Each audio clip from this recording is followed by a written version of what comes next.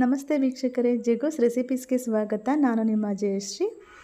Friends, ಎಲ್ಲರೂ ಹೇಗಿದ್ದೀರಾ? ಚೆನ್ನಾಗಿದ್ದೀರಾ ಅಂತ ಭಾವಿಸ್ತೀನಿ. ನಾನು ಕೂಡ ಚೆನ್ನಾಗಿದ್ದೀನಿ.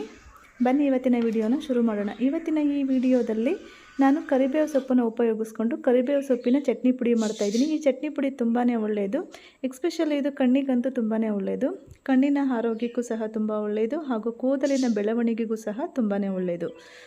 ಇದನ್ನು ಹೊಟ್ಟೆಗೆ ಸಂಬಂಧಪಟ್ಟ ಕಾಯಿಲೆಗೂ ಸಹ ಇದನ್ನು ತಗೊಳ್ತಾರೆ. ಈ ಕರಿಬೇವು ಸೊಪ್ಪಲ್ಲಿರುವಂತಹ ಎಣ್ಣೆ ಅಂಶ ಆರೋಗ್ಯಕ್ಕೆ ತುಂಬಾ ಒಳ್ಳೆಯದು. ಹಾಗಾಗಿ ಇದನ್ನು ಪ್ರತಿದಿನ ಒಗ್ಗರಣೆಯಲ್ಲಿ ಎಲ್ಲರೂ ಬಳಸ್ತಾರೆ. ಈ ಕರಿಬೇವು ಸೊಪ್ಪನ್ನು ತಿನ್ನೋದ್ರಿಂದ ತುಂಬಾ ಒಳ್ಳೆಯದು. ಆರೋಗ್ಯದಲ್ಲಿ ತುಂಬಾ ಒಂದು ಹೆಲ್ತ್ ಬೆನಿಫಿಟ್ ಅನ್ನೋದು ತುಂಬಾ ಇದೆ. ಹಾಗಾಗಿ ನಾನು ಈ ಕರಿಬೇವು ಸೊಪ್ಪನ್ನು ಚಟ್ನಿ ಪುಡಿನ ಯಾವ ರೀತಿ ಮಾಡೋದು ಅಂತ ತೋರಿಸ್ಕೊಡ್ತೀನಿ ಬನ್ನಿ. ಮೊದಲಿಗೆ ನಾನಿಲ್ಲಿ ಕರಿಬೇವು ಸೊಪ್ಪು 1 ಹಿಡಿಯಷ್ಟು ಕರಿಬೇವು ಸೊಪ್ಪನ್ನು ತೊಗೊಂಡಿದ್ದೀನಿ. 1 ಸ್ಪೂನಷ್ಟು ಜೀರಿಗೆ, 1 ಸ್ಪೂನಷ್ಟು ಕಾಳು ಮೆಣಸು, 2 ಸ್ಪೂನಷ್ಟು ಕಡಲೆಬೇಳೆ, 8 ಒಣಮೆಣಸಿನಕಾಯಿ, ಗುಂಟೂರು ಮೆಣಸಿನಕಾಯಿ ತೊಗೊಂಡಿದ್ದೀನಿ, 2 ಸ್ಪೂನಷ್ಟು ಧನಿಯಾ, 2 ಸ್ಪೂನಷ್ಟು ಉದ್ದಿನಬೇಳೆ, ಸ್ವಲ್ಪ ಅರಿಶಿನ ಪುಡಿ, ರುಚಿಗೆ ತಕ್ಕಷ್ಟು ಉಪ್ಪು, ಹಾಗೆ ಹುಣಸೆಹಣ್ಣನ್ನು ಸಹ ನಾನು ಇಲ್ಲಿ ತೊಗೊಂಡಿದ್ದೀನಿ. ಅದನ್ನು ತೋರಿಸಿಲ್ಲ, ಸಾರಿ.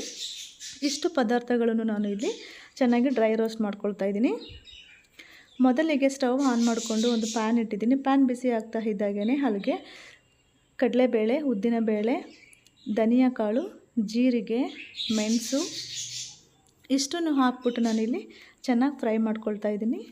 ನಾನು ಎಣ್ಣೆ ಹಾಕಿಲ್ಲ ಇದಕ್ಕೆ, ಹಾಗೇ ಡ್ರೈ ರೋಸ್ಟ್ ಮಾಡ್ಕೊಳ್ತಾ ಇದ್ದೀನಿ. ನಿಧಾನವಾಗಿ ಕಡಿಮೆ ಉರಿ ಇಟ್ಕೊಂಡು ಒಂದೊಳ್ಳೆ ಘಮ ಬರೋ ತನಕ ಚೆನ್ನಾಗಿ ಫ್ರೈ ಮಾಡ್ಕೊಳ್ಳಿ.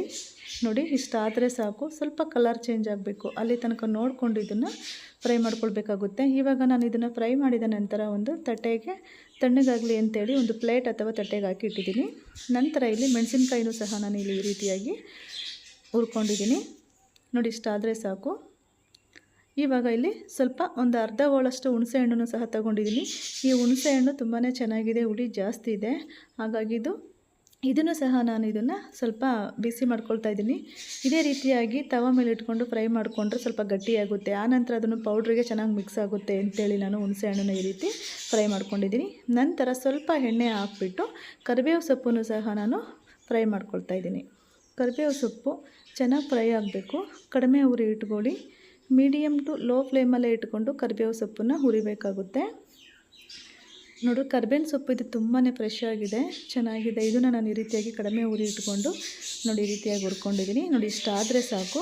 ತುಂಬಾ ಗರಿಗರಿಗೆ ಚೆನ್ನಾಗಿರುತ್ತೆ. ತೀರಾ ಕಪ್ಪಗೆ ಮಾಡ್ಕೊಳ್ಳೋದಕ್ಕೆ ಹೋಗ್ಬಿಟ್ಟು ಸ್ವಲ್ಪ ಅಲ್ಲಲ್ಲೇ ಹಸಿರಾಗಿ ಕಾಣಿಸ್ತಾ ಇರಬೇಕು. ಆಗಿದ್ದರೆ ಅದ್ರ ಘಮ ಒಂದು ಒಳ್ಳೆ ತುಂಬಾ ಚೆನ್ನಾಗಿ ಸ್ಮೆಲ್ ಬರುತ್ತೆ. ಅದು ತುಂಬಾ ಘಮ ಅಂತ ಒಂದು ಒಳ್ಳೆ ಪರಿಮಳ ಬರುತ್ತೆ ಕರಿಬೇವಿನ ಸೊಪ್ಪು. ಅಲ್ಲಿ ತನಕ ಚೆನ್ನಾಗಿ ಹುರ್ಕೊಂಡು ನೋಡಿ, ಇಷ್ಟಾದರೆ ಸಾಕು. ಇವಾಗ ನಾನು ಸ್ಟವ್ನು ಆಫ್ ಮಾಡಿಬಿಟ್ಟು ಎತ್ತಿಟ್ಕೊಂಡಿದ್ದೀನಿ. ನಾನಿಲ್ಲಿ ಹುರಿದಿರುವಂತಹ ಎಲ್ಲ ಪದಾರ್ಥಗಳನ್ನು ಇವಾಗ ನಾನು ಒಂದು ಮಿಕ್ಸಿ ಜಾರ್ಗೆ ಹಾಕ್ಕೊಳ್ತೀನಿ. ಅದಕ್ಕೂ ಮೊದಲಾಗಿ ಈ ಒಣಮೆಣಸಿನಕಾಯಿ ತೊಟ್ಟೇನಿದೆ ಅದನ್ನು ನಾನು ಬಿಡಿಸ್ಕೊಳ್ತಾ ಇದ್ದೀನಿ. ಹುಣಸೆಹಣ್ಣು ನೋಡಿ ಈ ರೀತಿಯಾಗಿ ಗಟ್ಟಿಯಾಗಿ ನೋಡಿ ಈ ಥರ ಆಗಿದೆ. ಇಷ್ಟಾದರೆ ಸಾಕು ಹುಣಸೆಹಣ್ಣು. ಅದ್ರ ಜೊತೆ ಚೆನ್ನಾಗಿ ಪೌಡ್ರ್ ಆಗಬೇಕಾದ್ರೆ ಚೆನ್ನಾಗಿ ಮಿಕ್ಸ್ ಆಗಲಿ ಅಂತೇಳಿ ನಾನು ಹುಣಸೆಹಣ್ಣನ್ನ ಸುಟ್ಕೊಂಡಿದ್ದೆ. ಇವಾಗ ನಾನು ಒಂದು ಚಿಕ್ಕದು ಮಿಕ್ಸಿ ಜಾರ್ ತಗೊಂಡು ಪೌಡರ್ ಮಾಡ್ಕೊಳ್ತಾ ಇದ್ದೀನಿ.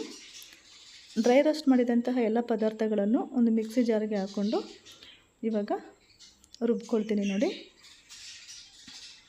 ಸ್ವಲ್ಪ ಅರಿಶಿನ ಪುಡಿ, ರುಚಿಗೆ ತಕ್ಕಷ್ಟು ಉಪ್ಪು, ನೀವು ನಿಮ್ಮ ರುಚಿಗೆ ಅನುಗುಣವಾಗಿ ನೀವು ಸಾಲ್ಟನ್ನು ಹಾಕೋಬಹುದು. ಇವಾಗ ರುಬ್ಕೊಂಡು ಬರ್ತೀನಿ. ನೋಡಿ, ಇವಾಗ ರುಬ್ಬಿದ್ದಾಗಿದೆ. ಸ್ವಲ್ಪ ತರಿಯಾಗಿ ಪೌಡ್ರ್ ಆದರೆ ಸಾಕು. ಆ ನಂತರ ನಾನು ಕರಿಬೇವು ಸೊಪ್ಪನ್ನು ಹಾಕ್ಕೊಳ್ತಾ ಇದ್ದೀನಿ.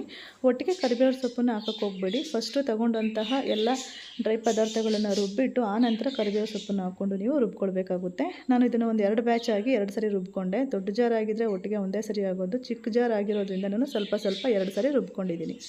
ನೋಡಿ, ಇಷ್ಟಾಗಿದೆ. ಇಷ್ಟು ಪೌಡರ್ ಸಿಕ್ತು ನನಗೆ. ಇದು ತುಂಬ ದಿನ ಬರುತ್ತೆ, ತುಂಬಾ ಚೆನ್ನಾಗಿರುತ್ತೆ. ಈ ಪೌಡರ್ನ ನಾವು ಊಟ ಮಾಡಬೇಕಾದ್ರೆ ಸೈಡ್ಗೆ ಹಾಕ್ಕೊಂಡು ಸಾಂಬಾರ್ಗೂ ಹಾಕಿ ತಿನ್ಬೋದು, ಅಥವಾ ಬಿಸಿ ಅನ್ನಕ್ಕೆ ತುಪ್ಪ ಹಾಕ್ಬಿಟ್ಟು ಈ ಚಟ್ನಿ ಪುಡಿನ ಹಾಕ್ಬಿಟ್ಟು ನಾವು ಈ ಕರಿಬೇವು ಸೊಪ್ಪಿನ ಚಟ್ನಿ ಪುಡಿನ ಹಾಕ್ಕೊಂಡು ಊಟ ಮಾಡೋದ್ರಿಂದ ತುಂಬಾ ರುಚಿಯಾಗಿರುತ್ತೆ. ಟೇಸ್ಟು ಸಹ ತುಂಬಾ ರುಚಿಯಾಗಿ ಬಂದಿತ್ತು. ಖಂಡಿತ ಈ ಚಟ್ನಿ ಪುಡಿ ನಿಮಗೆಲ್ಲ ಇಷ್ಟ ಆಯಿತು ಅಂತ ಭಾವಿಸ್ತೀನಿ. ಯಾರಿಗೆಲ್ಲ ಇಷ್ಟ ಆಯಿತು ಪ್ಲೀಸ್ ಒಂದು ಲೈಕ್ ಮಾಡಿ, ಶೇರ್ ಮಾಡಿ, ಕಮೆಂಟ್ ಮಾಡಿ. ಜೆಗೋಸ್ ರೆಸಿಪೀಸ್ ಚಾನಲ್ನ ಸಬ್ಸ್ಕ್ರೈಬ್ ಮಾಡ್ಕೊಳ್ಳಿ.